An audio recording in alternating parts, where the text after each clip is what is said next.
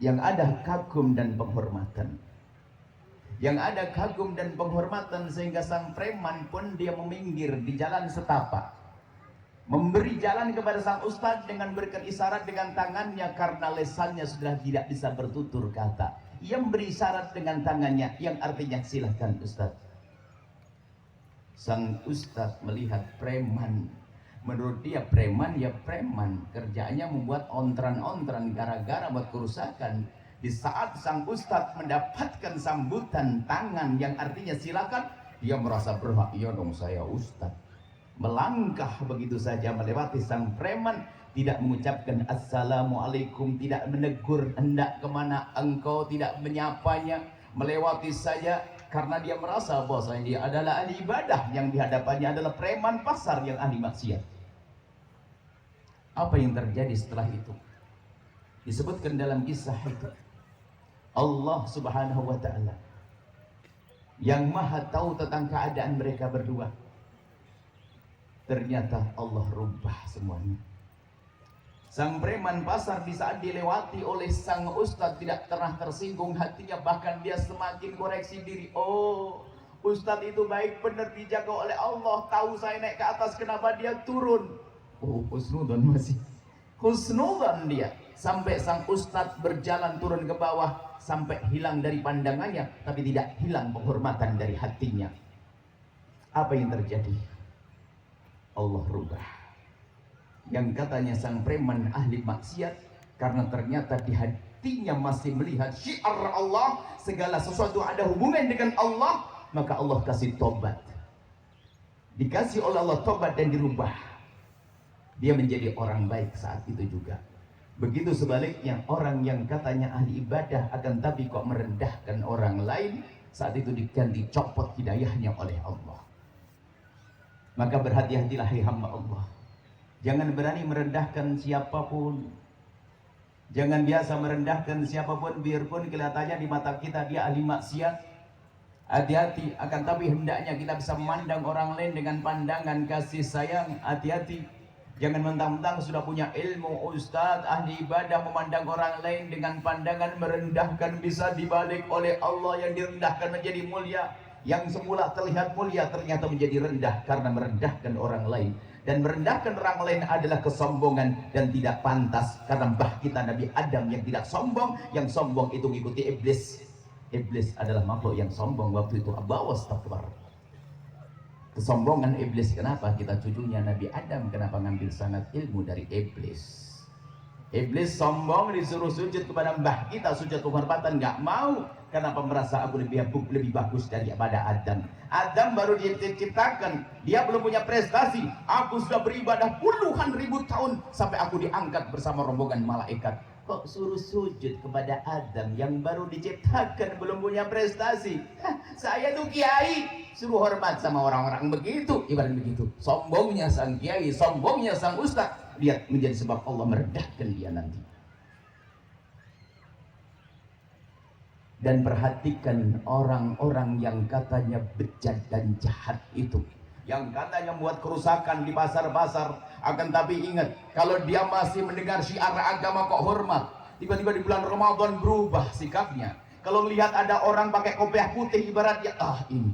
Kalau lihat ustadz lewat, dia hormat. Lihat dengar suara azan kok dia berhenti. Lihat semua urusan kan Al-Quran kok dia hormat.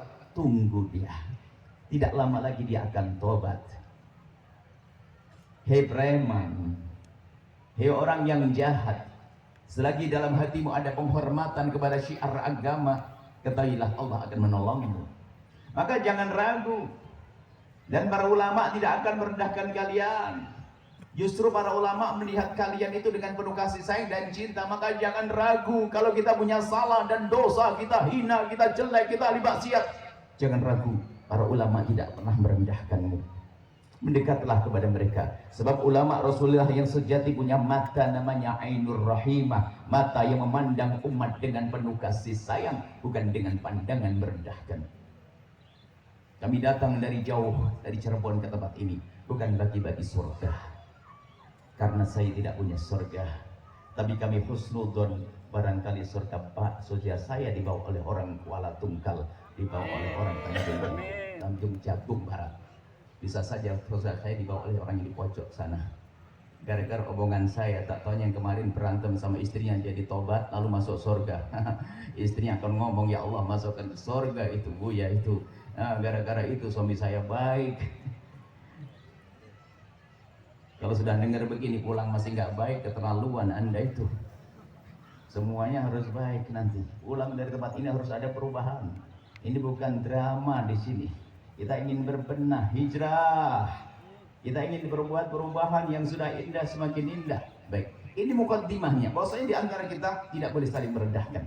Kita sering sombong dengan kebaikan kita. Kita sering sombong dengan ibadah kita. Merendahkan orang lain bukan umat, bukan akhlak Rasulullah sallallahu alaihi wasallam. Sebuah contoh mungkin kita suatu ketika habis pulang pengajian yang seperti ini.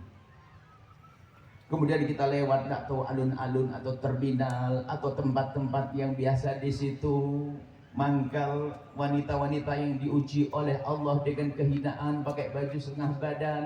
Setiap ada mobil berlalu dia melambaikan, mengajak berzina dan mengajak kehinaan. Anda yang tadi di majelis sempat menangis, mengucurkan air mata karena mungkin terpesona, terenyuh mendengar seruan Ustaz. Anda naik mobil bersama teman-teman, lalu melihat wanita yang seperti itu di alun-alun atau di stasiun atau di terminal. Apa yang ada di hati Anda? Kira-kira apa yang ada di hati Anda? Mungkin karena Anda tadi bisa nangis di majelis, atau mungkin Anda ahli puasa Senin Kamis sudah 20 tahun, atau mungkin Anda ahli tahajud, atau Anda mungkin sudah bisa baca sholawat ribuan kali, kemudian melihat orang semacam itu. Apa yang ada di hati Anda? Bisa jadi Anda adalah orang yang mengatakan begini, kasihan astagfirullah nanti malam-malam, ya Allah astagfirullah, astagfirullah, astagfirullah. Modelnya kalimat astagfirullah yang diucap akan tapi sesungguhnya penghinaan itu.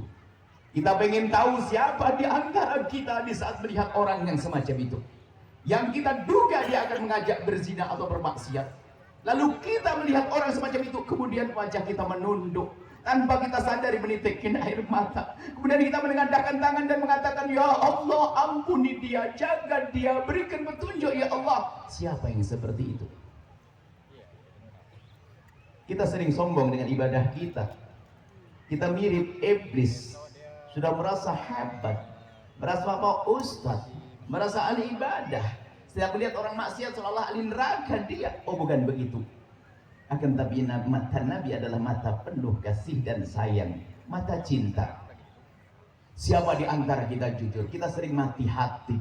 Kelihatannya matanya melek, pikirannya kelihatannya cerdas karena dia ngerti hukum fikih. Kita ingin tahu siapa di antara kita di saat kita melewati tetangga kita yang tahu tetangga kita laki-laki yang seger, bugar, laki-laki sehat, kemudian dia tidak sholat Jumat.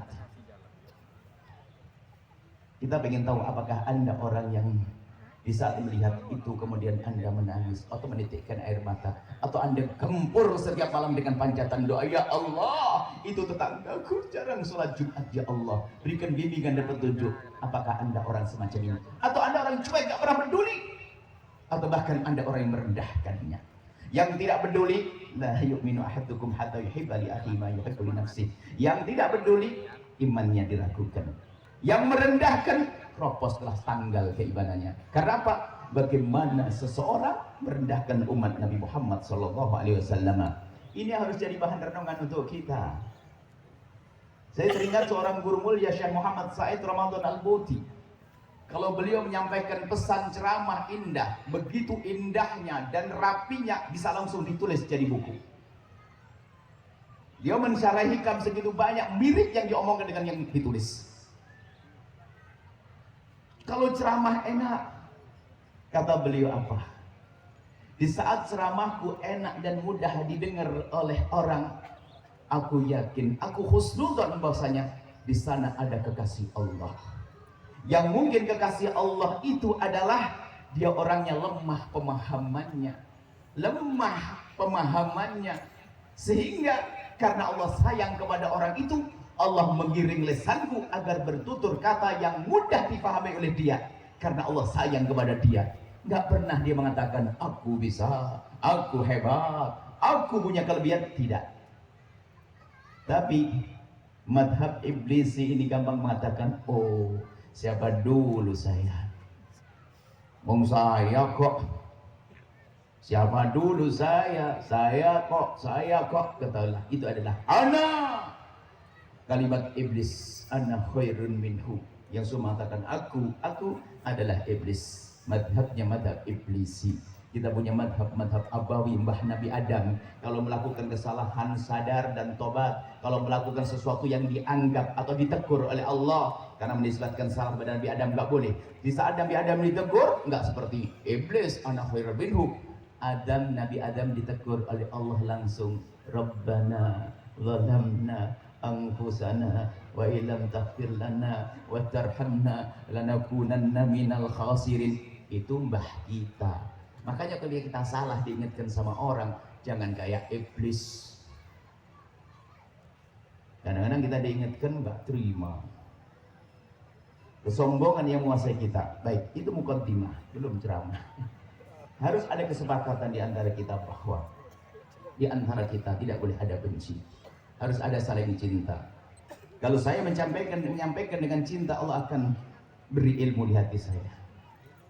Yang mendengar dengan cinta pun akan Allah beri ilmu yang mungkin tidak saya miliki saat itu. Karena apa?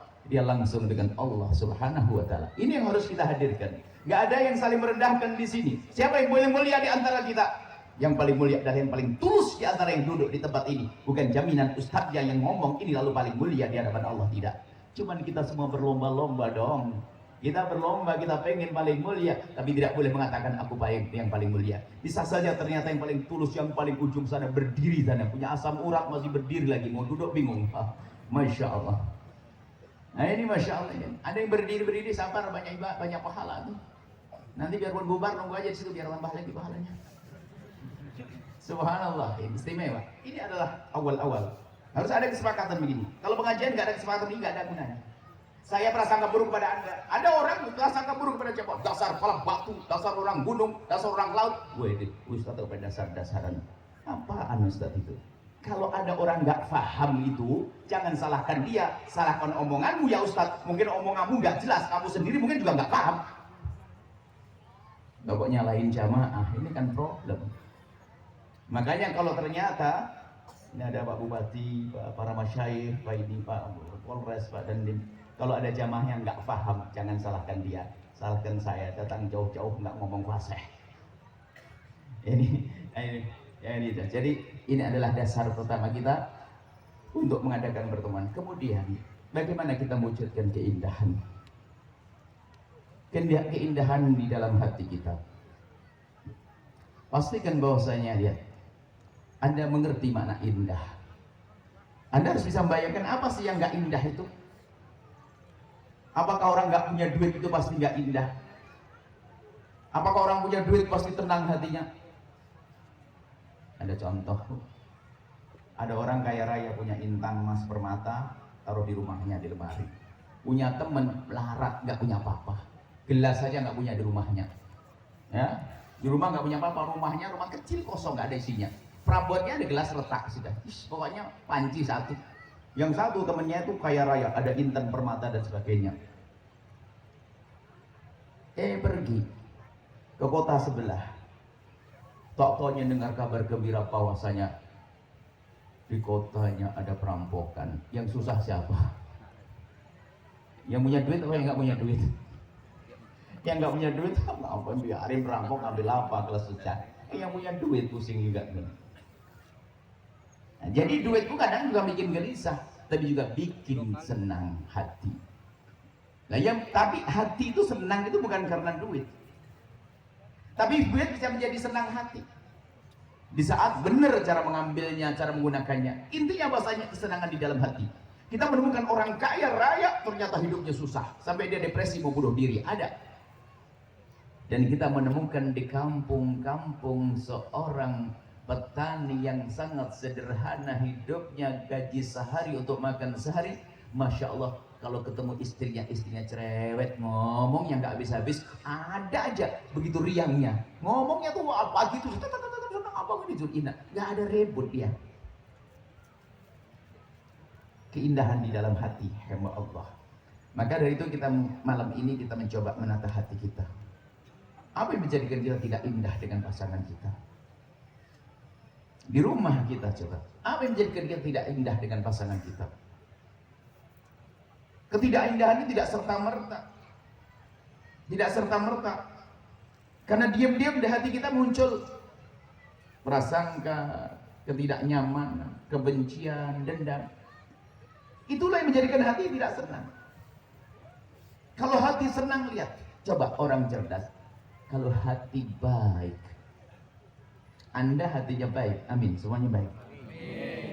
Ngelihat tetangga bangun rumah, kemudian beli mobil, senengnya luar biasa beli mobil. Ya Allah, tetanggaku beli mobil. Oh, waktu di starter mobilnya keluar bau solar, katanya bau wangi. Oh, tetangga seneng dilus-lus mobil tetangga. Enak itu orang, seneng nggak pakai duit dia, nggak usah beli mobil tapi ikut seneng.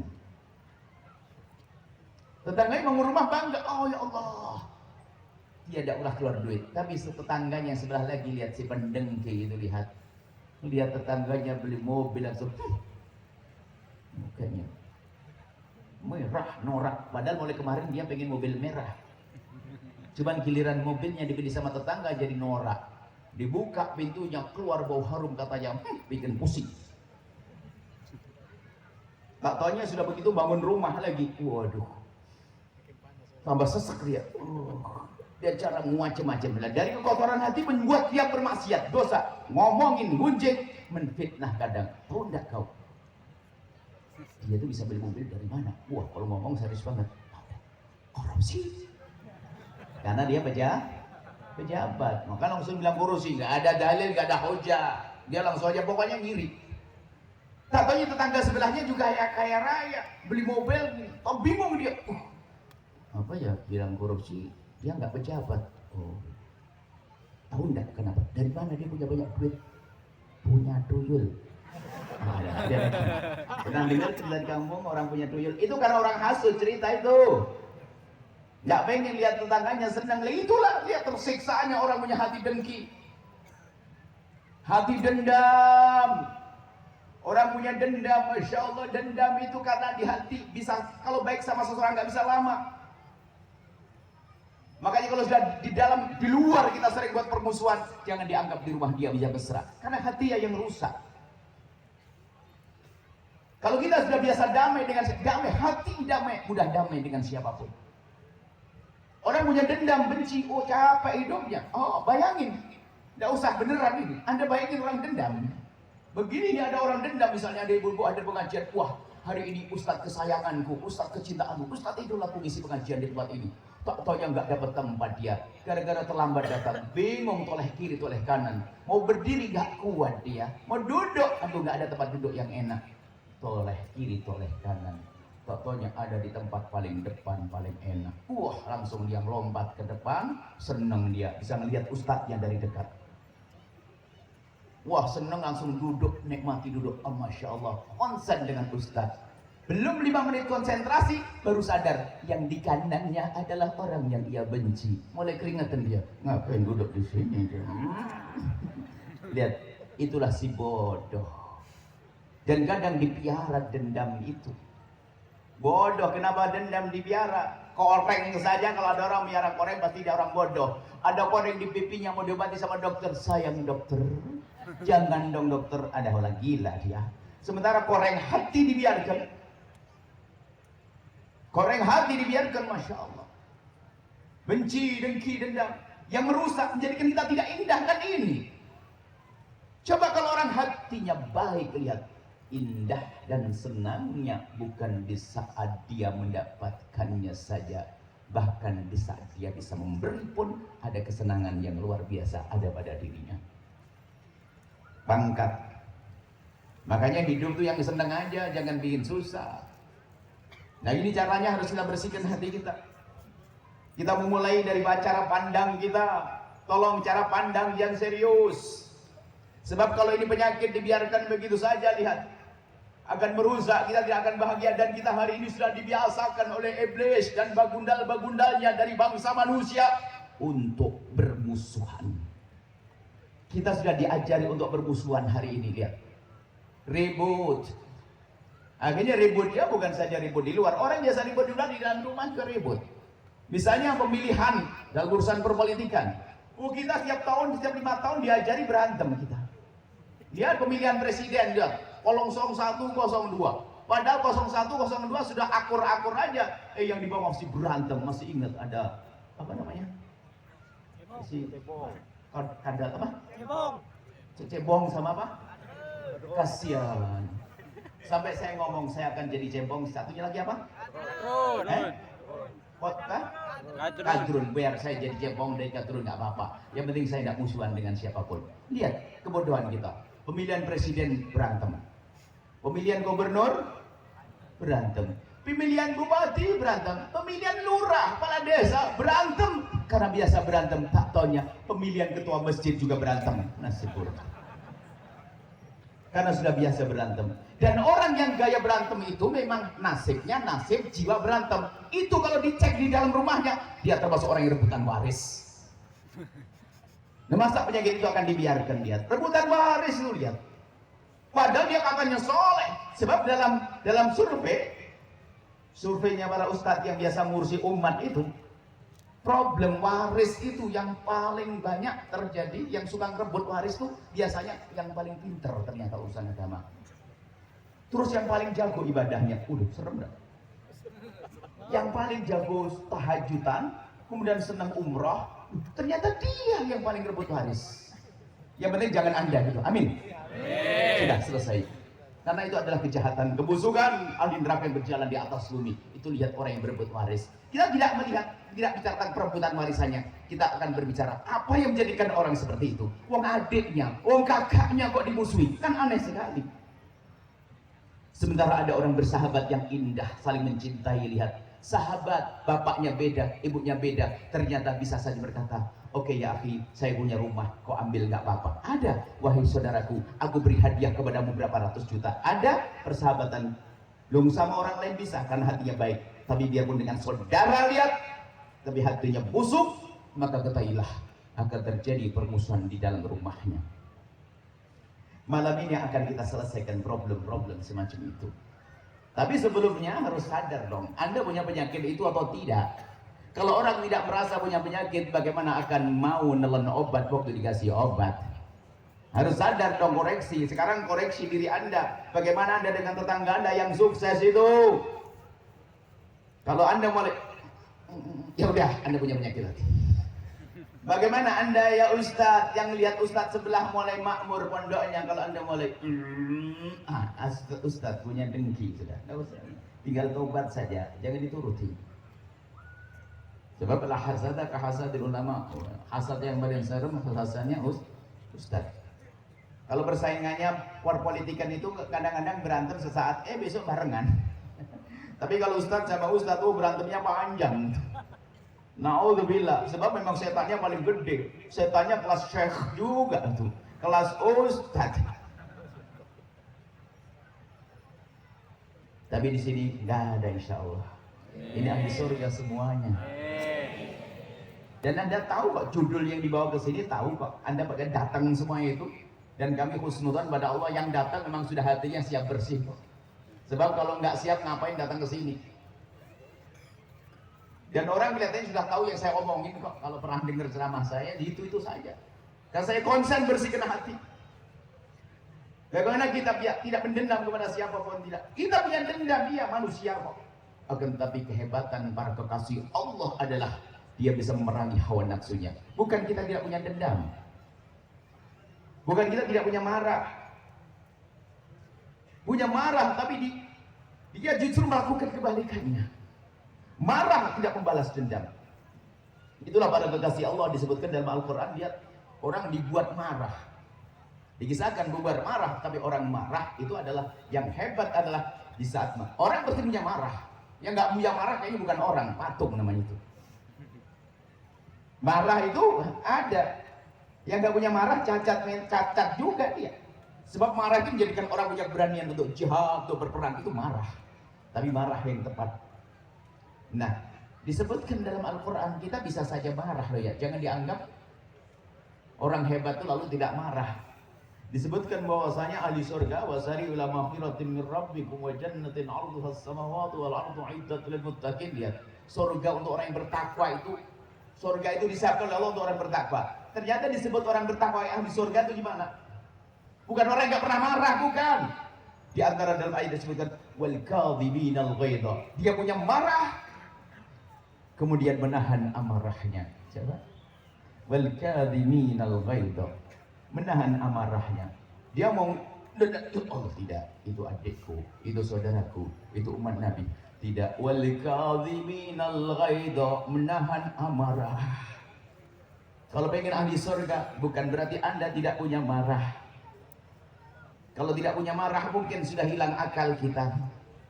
Kita ada marah berkaitan dengan pribadi kita. Kalau urusan Allah marah kita nggak boleh diredam-redam, harus marah. Kita berkobarkan untuk bisa menegakkan kebenaran. Itu babnya beda. Sekarang urusan pribadi kita diganggu, kita dicaci, kita di Allah, hak kita diambil, kita difitnah, kita digunjing. Urusan pribadi. Maka apa? Wal kadhiminal ghaidha, menahan amarah. Setelah menahan amarah apa cukup? Oh enggak cukup. Kalau hanya Anda tahan-tahan saja, jangan-jangan bertahan sehari besok meledak, lebih serem lagi. Tapi setelah wal kadhiminal ghaidha kita menahan, ternyata harus sampai kita masuk tingkat selanjutnya wal afina 'anil nas, aku maafkan dia. Wal afina 'anil nas, aku maafkan.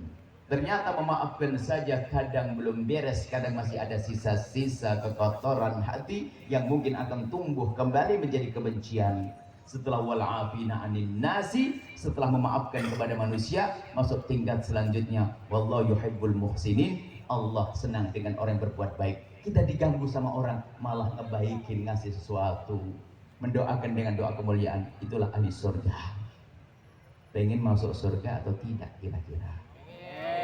Berarti malam ini kita belajar masuk surga, babnya bab ayat ini saja. Makanya tolong dilacak. Anda marah dengan siapa hari ini, minggu lalu, tahun yang lalu? Masih ingat tidak orang yang pinjam duit nggak balik-balik? Sudah pinjam duit, janjinya bulan ini. Di bulan yang dijanjikan nggak datang-datang, dia nggak ngasih kabar, ditelepon malah direcek. Aduh, Anda datang ke rumahnya, katanya nggak ada kata anaknya, cuman sandalnya lengkap, berarti dia keluar nggak pakai sandal. Anda penasaran, jangan-jangan di rumah diam-diam Anda lewat belakang, tak taunya Anda ngelihat di belakang dia lagi ngitung duit. Gara-gara Anda datang marah, ngapain kau kesini? Melengos belakang gelang kalungnya kalau emas, sambil marah, ngapain kau kesini? Marah, ditutup itu jegrek. Ujian Anda saat ini mau dites. Anda marah kan? Karena Anda manusia. Cuman dengan marah Anda ayo menuju surga. Wal kadhiminal ghaidha. Ya Allah, aku dulu minjemin dia kan karena Allah ingin dapat pahala. Kalau sudah niat saya dapat pahala, kenapa saya rubah? Kalau saya marah-marah hilang pahala, aku tambah susah. Wal kadhiminal ghaidha. Ya Allah, pusing. Akhirnya belum bisa. Akhirnya wal afina 'anil nas, aku maafkan dia. Maafkan belum beres, karena masih ada sisa-sisa. Oh, kurang ajar bener tuh orang. Tak transfer duit besok. Berat. Berat. Ya ilmu surga kok enteng. Makanya malam ini kita akan membahas tentang bagaimana kita memangkas seperti itu. Makanya para kekasih Allah itu kalau dijahatin justru ingin berbuat baik. Makanya kalau Anda punya ulama, habib atau ustadz, kok tiba-tiba ngasih hadiah kepada Anda, itu jangan GR. Jangan-jangan Anda itu baru nyakitin dia, cuman dia itu ingin mengobati hatinya biar nggak dendam sama Anda. Hati-hati. Jangan GR. Maksudnya apa? Para kekasih Allah itu nggak akan nampakkan kebencian. Diganggu sama orang, dia tidak menambah. Yang memusuhi dia, ada marah. Kalau ada orang mengatakan aku tidak punya dendam, oh bukan manusia. Justru kemuliaan manusia bisa melambung tinggi karena dia punya hawa nafsu yang diperanginya, sehingga bisa melampaui malaikat. Ada hawa nafsu, bahkan kadang dia punya kekuatan. Saya punya jabatan, kalau mau gila dia, bisa dia. Tapi dia ingat wal kadhiminal ghaidha. Tapi ini ilmu berat. Kita mulai dari mana? Kalau tadi kami contohkan muhsinin berbuat baik, bisa saja berbuat baik dengan memberikan uang dan sebagainya. Cuma kita mulai malam ini berbuat baik yang ringan saja. Sekaligus kita mengantisipasi problem hari ini. Problem hari ini kita problem mudah caci maki, problem olok-olokan. Orang anak kecil bisa mencaci ulama hari ini. Anak kecil bisa mencaci ustadz hari ini. Orang bodoh bisa mencaci ulama hari ini karena media sosial. Lihat komentar video gak cocok langsung komentar. Biasa orang hari ini berkata-kata kotor, baik dengan lesannya atau dengan tangannya. Hari ini sudah biasa. Suatu ketika saya coba mengetes, coba lihat, coba kita cari video yang paling bagus kalimatnya. Satu orang kalimatnya indah, gak ada masalah. Coba dilihat di komentar, ada yang mencaci dan mengolok. Memang manusia sudah biasa diajak berantem. Ya gara-gara tadi pemilihan umum yang salah caranya. Pilihan gubernur berantem. Makanya saya juga ada pesan politik kok kepada para calon-calon tim-tim sukses. Saya sering guyon, hei tim sukses, Anda ini tulus atau tidak tulus? Oh tulus karena Allah. Bener nih, kalau tulus karena Allah nggak dikasih jabatan, oh ya diem dia. Oh berarti Anda tidak tulus. Ya gimana Bu? Ya sudah, ini ngaku tidak tulus. Cuman nggak tulus tapi yang bener. Gimana Bu yang nggak tulus yang bener? Sudah begini. Kalau kamu tim sukses, paling tidak begini. Hei tim sukses semua yang dengar saat ini, atau tim sukses dimanapun kalian berada. Kalau kamu jadi tim sukses, bosmu, calon presiden, gubernur, bupati, wali kota, hei tim sukses, ingat, sebutlah kebaikan bosmu sesuai dengan yang kau ketahui sampai disuruh saja. Jangan menyebut kekurangan calon yang lain. Itu saja. Pakai rumus ini sederhana. Sebab kalau biasa mencari kesalahan orang itu problem, sehingga dugaan pun dijadikan kesalahan. Akhirnya nggak ada ujungnya, semua caci maki. Maka tim sukses, sebut kebaikan bosmu sesuka hatimu sesuai dengan pengetahuanmu, dan jangan berdusta. Cukup sampai di situ. Jangan menyebut kekurangan calon yang lain. Setelah itu apa? Bisa minum teh bersama. Karena nggak ada caci maki. Kalau dicaci, dia balas caci maki olok-olokan. Sehingga tadi ada siapa? Cebrong sama siapa tadi? Nah itu, naudzubillah. Kalau kok bodoh banget orang mau berantem terus. Wong sama-sama umat Nabi Muhammad SAW. Coba kita berpikir nih. Nah ini kita sudah biasa seperti itu bermusuhan. Nah sekarang kita harus punya bagaimana, apa langkah kita untuk membersihkan itu semuanya. Anda sadar ini bahaya pada kita saat ini. Kita biasa berantem, lihat, kalau sudah biasa berantem di luar, di rumah kita pun gampang kita berantem dan mencaci. Karena di luar kita biasa mengolok. Mungkin saya seorang tim sukses, mencari jadi kesalahan lawan. Dan karena kita biasa, terlatih otak saya, pikiran saya, mencari kesalahan orang, sampai di rumah langsung nyaci istri saya. Karena saya mencari kesalahan istri saya. Lihat, coba aja, tim sukses yang paling ganas mencaci orang lain, langsung aja masuk rumah tangganya. Pasti istrinya juga sakit hati. Karena dia biasa dengan kekotoran hati. Maka hindari hamba Allah. Pastikan lisanmu tidak menyebut kejelekan siapapun dari hamba Allah. Bahkan kalau perlu setiap hari Anda bersedekah kepada fakir miskin, lalu Anda minta kepada Allah, ya Allah, dengan sedekahku ini tutuplah kekurangan hamba-hambamu dari mataku. Aku tidak ingin melihat kekurangan siapapun dari hambamu, ya Allah. Para kekasih Allah itu doanya begitu. Kalau saya melihat kekurangan Anda, saya sedih. Atau Anda melihat kekurangan saya, nggak mau ngaji. Kita ingin ditutup kekurangan orang lain dari mata kita. Yang bukan caci maki dan olok-olokan. Maka kunci terakhir, bahwasanya mulailah kita pasti membalas dengan kebaikan. Ada 3 model manusia begini ya. Dihadapkan Nabi dikisahkan, ya Rasulullah, ada orang jahat sama saya. Bagaimana kalau saya balas? Kan seolah-olah masuk akal, kalau dia jahat saya balas. Apa kata Nabi? Kalau kau membalas, kau sama kayak dia. Gak ada kelebihannya. Satu lagi, ada orang berbuat baik, saya balas dengan kebaikan, gimana? Ya orang berbuat baik harus dong, itu mah biasa. Yang hebat bagaimana? Yang hebat adalah ada orang yang jahil jahat kepadamu, kau balas dengan kebaikan. Itu baru. Ada orang mencaci kita, oh akan saya balas dengan kebaikan. Dan itu berlatih. Ilmu berat. Tapi sebetulnya tidak benar kalau kita selesai nanti. Pelajarannya sampai tuntas, insya Allah ringan. Jangan khawatir. Anda merasa berat, nanti akan ringan di ujungnya. Mula-mula pastikan Anda, pokoknya hari ini, Anda pastikan kalau Anda punya, Anda cari setelah itu. Siapa yang punya perasaan dengan Anda? Tetangga, mungkin mantan istri, mantan suami. Oh, yang punya mantan-mantanan itu. Jangan sampai anak jadikan ahli neraka. Sebab kadang seorang istri begitu marahnya dengan mantan suami, anaknya racun. Tahu nak kamu, ayahmu dulu dari dulu masuk sampai anak yang benci ayahnya.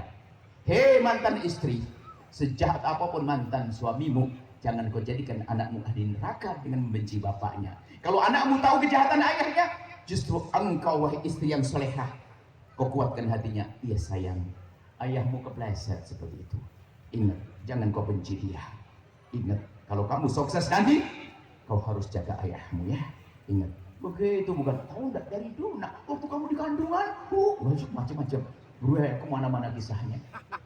Sama seorang suami kadang begitu. Tahu enggak, ibumu dulu tuh ditanamkan kebencian. Termasuk diantara, mohon maaf, ini ada kecerdasan. Mohon maaf. Kadang seorang ibu menjadikan anaknya pembenci. Contoh, seorang laki-laki punya istri, meninggal dunia. Dan dia punya anak. Lalu menikah lagi. Dengan istri yang kedua punya anak. Karena ini istri yang busuk, anaknya itu diajari benci kepada abangnya yang seayah. Dan alangkah banyaknya ibu kayak itu. Itu kadang-kadang, apalagi madu, mohon maaf.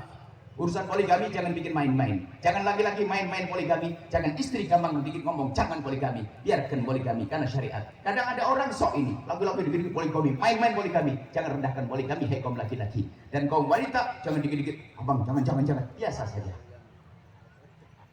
Karena tanggung jawab poligami adalah berat. Kaum laki-laki. Saya ngomong, misalnya yang berpoligami. Seorang suami punya istri satu.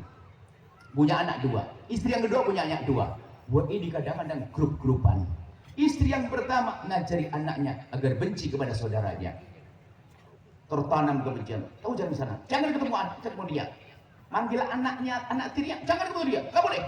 Sehingga anaknya tumbuh dengan kebencian. Sukses bersama iblis. Sehingga setiap ketemu orang gampang benci dan dengki.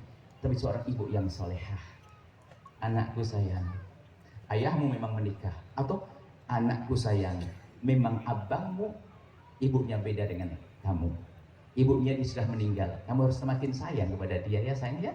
Ibunya sudah meninggal, itu abangmu loh ya. Karena ayahnya sama dengan kamu. Umi tidak ridho kalau kamu musuhan dengan dia. Biarpun ibunya beda, kamu harus semakin sayang. Itu baru ibu sukses. Bukan ngajari permusuhan. Dan sebetulnya kita ingin membuat banyak contoh. Karena model-model kisah kebencian itu model-model. Ada yang rebutan waris gak beres-beres. Oh, waris itu ada setannya.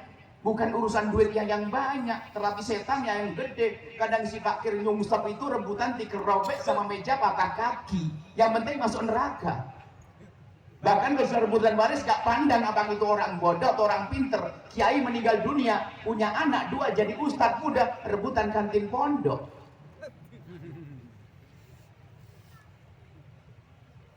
Ini ada permasalahannya hati yang rusak.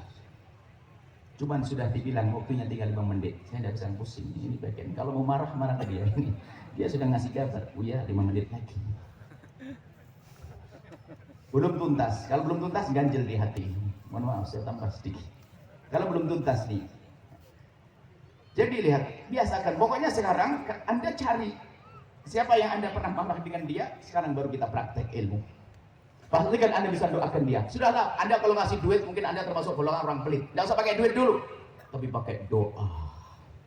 Pastikan kalau Anda punya masalah tadi, orang minjem duit nggak balik-balik lagi, atau mantan suami tadi, mantan istri tadi, atau saudara yang rebut waris Anda, ancam nanti malam ya.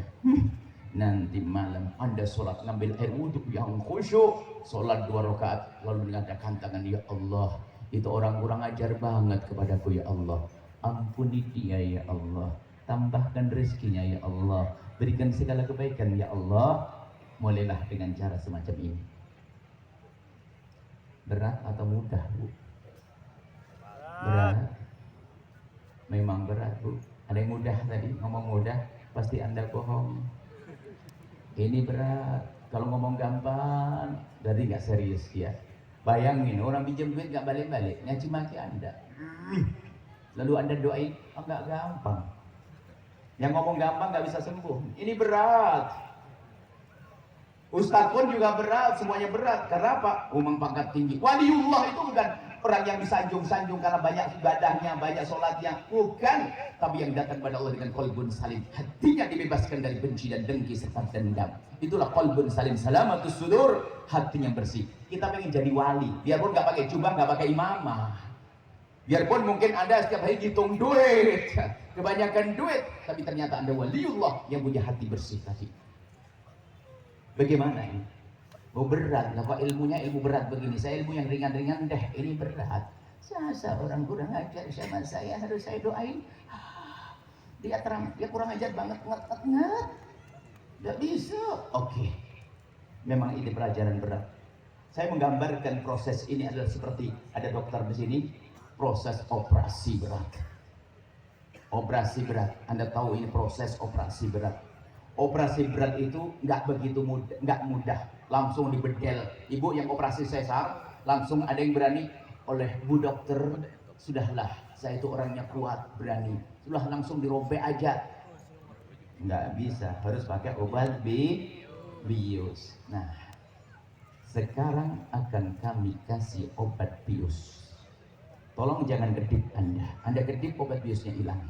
HP-nya taruh dulu. Ini obat bius paling penting nih. Kalau Anda menelan obat bius ini, lihat, Anda bersihkan hati Anda begitu mudah. Telan obat bius ini, Anda akan dibius anicus, baru nanti siap dioperasi. Kalau belum menelan obat bius, bingung, orang ajar banget dia. Ngambil waris saya, doain yang baik, pinjam duit ke enggak. Sekarang telan obat bius. Kalau sudah masuk, serap obat bius Anda, lihat. Begitu mudahnya Anda mendoakan orang lain dengan doa kebaikan. Obat biusnya, lihat, dosisnya pas. Karena yang membuat obat ini adalah baginda Nabi Muhammad SAW. Ingat sabda Nabi, "Ma min 'abdin muslimin yad'u li akhihi muslimi ala dhahril ghaibi ila wa qala al malaku wa laka bimithlin." Tidak ada seorang yang mendoakan orang lain, yang orang itu tidak ada di hadapannya. Para ulama menjelaskan yang tidak ada di hadapannya dua model. Memang dia nggak ada di hadapannya karena jauh, atau tidak ada di hadapannya karena dia lagi tidak akur, tidak akrab, tidak baikan dengan dia. Kalau ada orang mendoakan orang mukmin, orang lain yang tidak ada di hadapannya, malaikat mendoakan, malaikat serempak mendoakan, walaka bimitrin, kamu mendapatkan sama seperti yang kau panjatkan. Nah, ini para ulama memahamkan bahwasanya ini loh doa yang sangat dikabul.